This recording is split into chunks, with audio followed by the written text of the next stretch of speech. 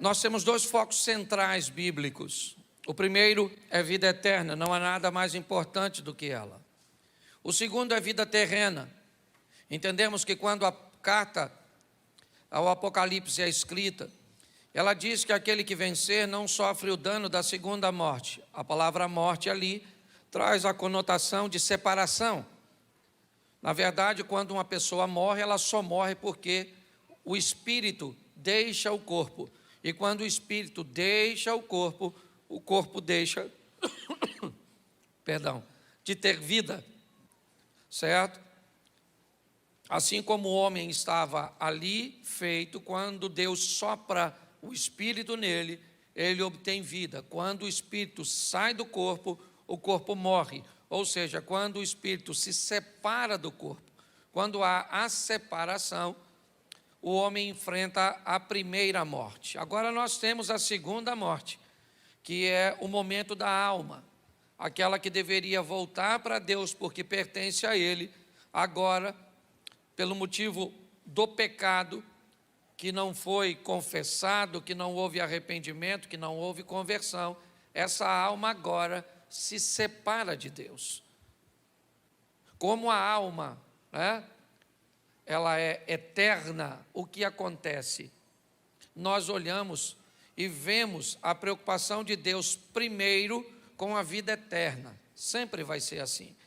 Mas Ele também tem uma preocupação muito grande com a primeira vida, a vida terrena. Que estilo de vida você vai levar aqui? Você foi criado para quê? Para sofrer, para perecer, para vencer. É sempre vitória, é sempre derrota.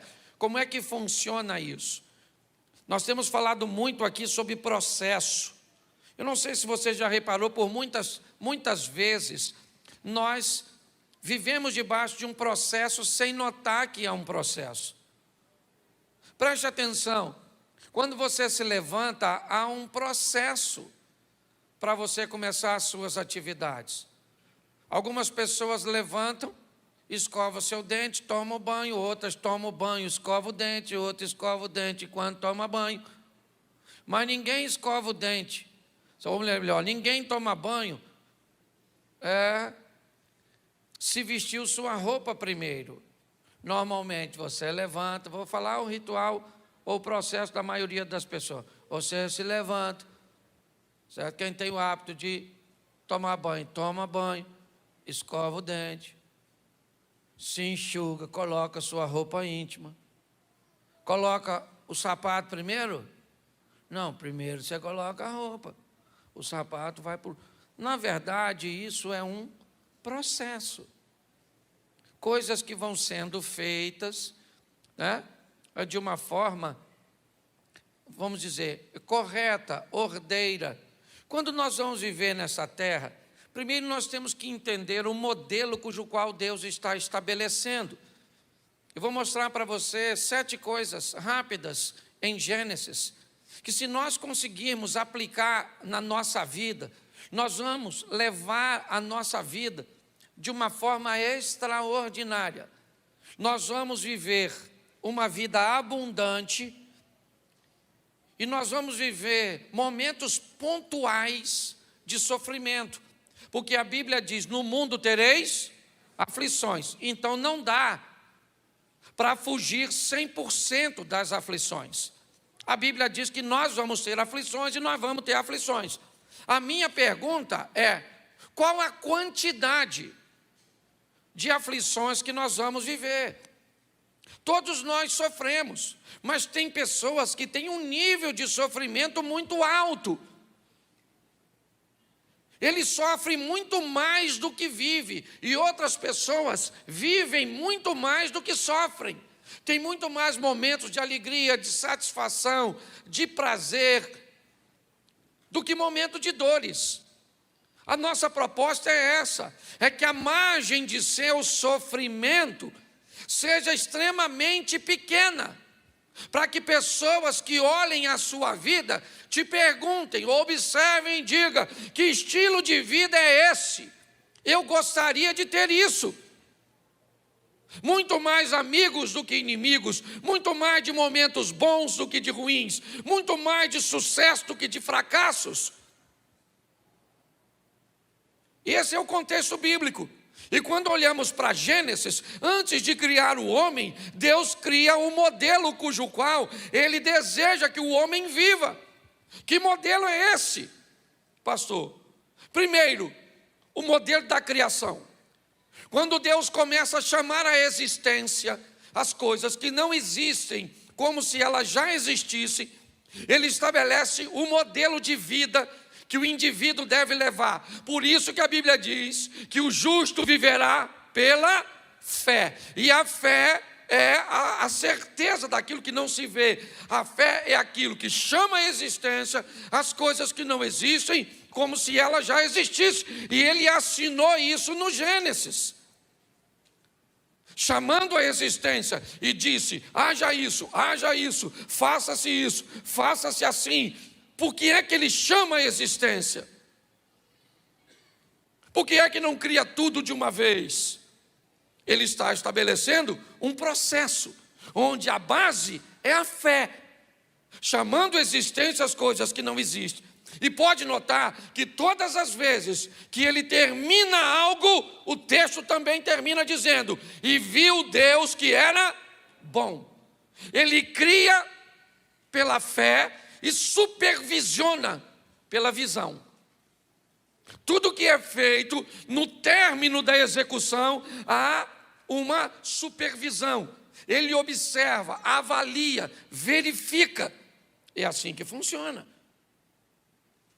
Quando nós começamos a entender isso, os sinais do Gênesis 1 podem nos ajudar demais. Primeiro, entenda que o homem viverá pela fé. Por isso ele abre: no princípio criou Deus os céus e a terra. Quando nós olhamos para isso, aqui vem uma chave. Que chave é? Os céus vêm primeiro, sempre. A prioridade é os céus. Gênesis 1:1. No princípio cria Deus céus e terra. Buscai primeiro o reino de Deus e sua justiça. Mais importante é obedecer a Deus do que aos homens. Ajuntai tesouro nos céus, onde traça, ladrão e ferrugem não pode comer, que não pode destruir. Que adianta o homem ganhar o mundo inteiro e perder a alma? Note que há uma prioridade aqui.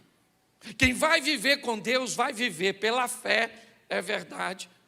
Mas ele também vai ter que entender que os céus sempre têm prioridades. Sempre. Agradar o mundo espiritual, obedecer às sentenças e orientações. Todas as vezes. Se você é crente, se vai gostar ou não vai gostar do que ouvir, todas as vezes que uma voz disser para você que o que a Bíblia diz não é o correto, saiba que falta em você a presença do Espírito Santo. Por mais que você olhe e entenda, a palavra, a Bíblia contém a palavra de Deus e é a palavra de Deus. Ele não perdeu o controle de nada. Então, se você quer viver bem, entenda: primeiro vem o reino dos céus. Obedeça a Deus. Olhe para as coisas do reino de Deus. Por quê? Porque lá está guardado, lá está seguro. Aqui é transitório. Quando eu começo a viver isso, tudo que eu vou fazer, a minha preocupação é: como Deus está nesse negócio que eu estou me envolvendo? Como Deus está nesse relacionamento? Como é que é isso para Deus, aquilo que eu estou fazendo? O céu é sempre prioridade. Segundo, disse Deus: haja luz. Segundo princípio desse processo, traga clareza. Deus não vai fazer nada sem antes trazer esclarecimento, sem antes trazer luz, sem antes iluminar o ambiente. Preste atenção, antes de fazer qualquer coisa, ele diz, para que as coisas sejam feitas e supervisionadas, para que as coisas sejam feitas, bem feitas, de forma correta, eu preciso trazer luz. Você quer que eu te dê exemplo bíblico? Fica fácil. Jacó está fugindo de Esaú, seu irmão, chega na terra de sua mãe, encontra com seu tio Labão, se apaixona por Raquel, e começa a trabalhar 7 anos para casar com Raquel. No final de 7 anos, no dia da festa de casamento, o Labão engana o Jacó e troca Raquel por Lia. Pastor, o que é isso? Isso foi um negócio que foi feito na escuridão. Por quê? Porque o Labão disse para o Jacó, deixa eu explicar uma coisa para você, irmão. Aqui na nossa terra, a filha mais nova não casa primeiro que a mais velha. Aqui a mais velha casa primeiro e a mais nova depois. Pô, irmão, mas tinha que ter me avisado isso 7 anos atrás. Deixou eu trabalhar os 7 para me dar essa feiosa aí? O que é isso? Um negócio mal feito que não tem clareza. Está assim de gente que só se enfia em confusão, porque vai montar um negócio, mas não sabe nada sobre negócio, quer casar e não sabe nada sobre casamento, quer investir dinheiro, mas não sabe nada sobre dinheiro, quer ter filho, mas não sabe nada sobre ter filho, quer ser crente e não sabe nada sobre Deus. Só vive nas escuras, dando cabeçada. O princípio é, aqui, clareza, prioridade, os céus, estilo de vida, fé. Mas antes de fazer qualquer coisa, ilumine. Procure informação, esclareça, conhecimento. Vai entrar na igreja, quer ser crente com a gente? Vem aqui e pergunta como é que é ser crente aqui. O que pode fazer isso. O que é pecado para você? Descubra primeiro. É assim que funciona. Traga clareza para tudo que você vai fazer, antes de fazer. Por quê? Porque isso torna você mais assertivo. Está assim de gente, está com 30, 35 anos, até hoje não descobriu a direção da sua vida. Até hoje não conseguiu um relacionamento estruturado, porque nunca faz nada de forma clara. O texto me mostra isso. A serpente e Eva, o que é aquilo? Uma conversa onde o que a serpente quer perguntar a Eva, ela já sabe. A serpente já sabe a resposta. O que ela precisa saber é se Eva sabe. Porque a mentira o tempo inteiro está tentando descobrir o quanto você conhece sobre a verdade. É isso. O que nós vemos aqui é uma falta de clareza na informação que Eva tem no que diz respeito à árvore. Quando a serpente, ou seja, quando o mal descobre que as informações que ela tem são falhas, são precárias, quando o mal descobre que há mais trevas na mente de Eva no que diz respeito àquela situação do que luz, ele diz, é fácil enganá-la. Por que é que Jacó, mancomunado com sua mãe Rebeca, consegue ludibriar Isaac? Porque os olhos de Isaac estavam na escuridão. É assim que funciona. O que a Bíblia está dizendo, vai fazer qualquer coisa, traga luz. 3 horas da manhã, Jesus vem andando sobre as águas. Os discípulos começam a gritar e dizer, é um fantasma. Por que é que eles estão com medo e confundem Jesus com um fantasma? Porque a visibilidade era baixa, estava escuro. Todas as vezes que você vai fazer qualquer coisa nessa vida, antes de fazer, traga luz. Quanto mais luz você tiver. Ah, pastor, agora que eu aceitei Jesus, a minha vida piorou. Não piorou nada. É que quando você aceita Jesus, uma luz acende, e quando a luz acende, a sujeira aparece. Não piorou nada. O que aconteceu é que a luz cuja qual agora você trouxe para a sua vida, mostrou uma sujeira que você não via enquanto estava na escuridão. Faz parte da vida. Pessoas que vivem pela fé, pessoas que colocam os céus em primeiro lugar, pessoas que trazem clareza para aquilo que vai fazer, sofrem menos.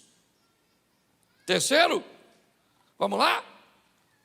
Verso de número 9: ajuntem-se as águas debaixo dos céus no lugar e apareça uma porção seca. Deus agora vai criar fundamentos, bases, firmeza, um ambiente estável. Antes de construir qualquer coisa, Ele cria a luz para ver o que está fazendo, clarear o ambiente, e agora Ele cria firmeza, solidez, estabilidade. Está lá no Novo Testamento: não construa sua casa sobre a areia, terreno instável. Se você deseja fazer coisas que vão durar para sempre, dê uma olhada nos alicerces, nas bases, naquilo que oferece para você firmeza, solidez. É isso que Ele está fazendo. O processo é esse: é fé, é os céus primeiro, o processo é clareza, o processo é firmeza, estabilidade. Quando você começa a usar isso, seus negócios, sua vida, sua família começam a enfrentar, aparentemente, um número muito menor de adversidades. Não, as adversidades são as mesmas. O cara construiu a casa sobre a rocha, e veio a chuva, veio o vento, veio a enchente. E o cara construiu a casa sobre a areia, e veio a chuva, e veio o vento, e veio a enchente. Ou seja, o que a Bíblia está dizendo é que a mesma coisa que vem para o obediente, vem para o desobediente. A mesma coisa que vem para aquele que constrói a casa num terreno firme, vem para aquele que construi a sua casa num terreno instável. Eles enfrentam os mesmos problemas, só que quando a casa dele não cai, o outro olha e diz: nossa, a tempestade que veio sobre a minha é muito mais forte do que veio sobre a dele. Não! A tempestade é a mesma, a base e os fundamentos é que são diferentes. Todos nós enfrentamos as mesmas tentações. Não há uma liberação no mundo espiritual para tentar destruir você mais do que a mim. Não é assim que funciona. Mas as bases fazem a diferença. E é isso que Deus está mostrando. Eu crio porções secas. Verso 11. Agora, nessa porção seca, de dia, pela fé, certo? Os céus governando, diz assim: produza a terra que Ele criou firme, erva verde, erva que dê semente, árvore frutífera, segundo dê o fruto, segundo a sua espécie, e cuja semente está nela sobre a terra. Preste atenção, o que Deus está criando é sustentabilidade. O que Deus está criando agora é legado, é aquilo que uma árvore vai deixar depois que virar um móvel, virar um barco, virar carvão. O que ela fez? Por polinização, por semente, pelo que seja, ela deixou um legado. Você vê hoje, insetos principalmente, aranhas, louva-a-Deus, certo? Que quando eles vão copular com a fêmea, depois que copula, a fêmea come ele. Ele vira comida da fêmea, depois que copula com a fêmea. E por que é que ele vai lá sabendo que vai morrer? Porque antes de morrer ele deixou um legado naquela fêmea. Certo? Mas um montão de aranhazinha na viúva negra. Certo? Presta atenção, o que é isso? Deus está dizendo: olha, a árvore traz nela o legado para a próxima, ou seja, a sustentabilidade. É importante nós fazermos coisas. Hoje, o que eu vejo de gente hoje, que já teve vida boa antes e que hoje vive uma desgraça, não conseguiu fazer algo que criasse uma sustentabilidade, um legado. É isso que Deus está falando. Por isso que a Bíblia diz: ensina o menino o caminho que deve andar. Árvore, pegue o seu fruto e dê para ele uma direção. Ensine o menino, para quê? Para que haja sustentabilidade. Você olha para o nosso país e vê desde, me perdoa, não estou falando de política, não, mas desde o governo Fernando Henrique. Se você pensa, o Brasil enfrenta, corrupção e roubo, não é de hoje, não é governo do PT, não é governo Bolsonaro, não é de hoje que roubam. E se você pensa que o maior prejuízo que nossa nação viveu foi roubar dinheiro, não, foi mudar a mentalidade das nossas crianças. Esse é o nosso maior prejuízo. A sensação que nós não temos uma geração para substituir cargos relevantes. Esse é o maior ultraje que nós enfrentamos. A Bíblia diz aqui que é sustentabilidade. Ensina o menino o caminho que deve andar. Sabe o que Jesus diz? Eu preciso que esse evangelho seja sustentável, eu preciso que um legado seja transmitido. Então ide por todo mundo, pregai o evangelho, fazei discípulos, batizai, porque o que ele está dizendo? Para isso ir e continuar forte daqui a 2000 anos, eu preciso semear nas pessoas. Sustentável. Hoje tem gente que não tem amigo de longo prazo, não consegue um emprego de muito tempo, não consegue ficar na igreja por muito tempo, não consegue estudar por muito tempo, não consegue sequer ver um vídeo por muito tempo. Se ele passar de 3, 4 minutos, você não vê. Áudio. Eu já falei isso aqui. Áudio. Esse dia deu uma encrenca com a minha mulher, que ela mandou um áudio acelerado. Eu acelerei, não sabia. Escutei a voz dela passando rápido, Léo. Falei que essa mulher está nervosa comigo assim. Meu filho aqui desacelerou, e eu falei: caraca, você calmou sua mãe rápido. Mas as pessoas estão sem paciência, sabe? Quando nós olhamos, é isso que Deus está dizendo. Verso 16, vamos aqui, que eu não posso passar do horário. Olha só no verso 16, vamos lá, só para a gente voltar. Ele cria tudo pela fé, dando o estilo de vida, que nós viveríamos pela fé. Segundo, ele diz que a prioridade é o céu. Terceiro, ele traz clareza para tudo que vai fazer. Quarto, ele traz firmeza, bases, estabilidade. Quinto, ele traz sustentabilidade e legado. Sexto, fez 2 grandes luminares. O luminar maior para governar o dia, o luminar menor para governar a noite, e fez as estrelas. O que Deus está mostrando agora, na criação, fala sobre governo, sobre domínio. Ele cria 2 astros para oferecer governo.